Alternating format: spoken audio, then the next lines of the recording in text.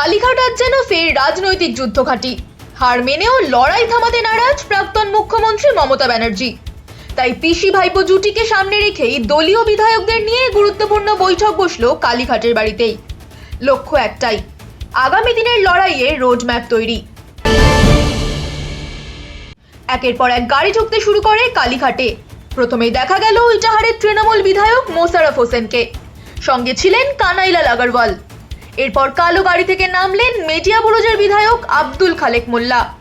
হাজির হন নয়না বন্দ্যোপাধ্যায় ও শোভনদেব চট্টোপাধ্যায়। ভিতরে ঢোকার আগে মিডিয়ার প্রশ্নের জবাবও দিতে দেখা যাচ্ছে শোভনদেব চট্টোপাধ্যায়কে। বৈঠকে যোগ দিতে পৌঁছে যান কুণাল ঘোষও।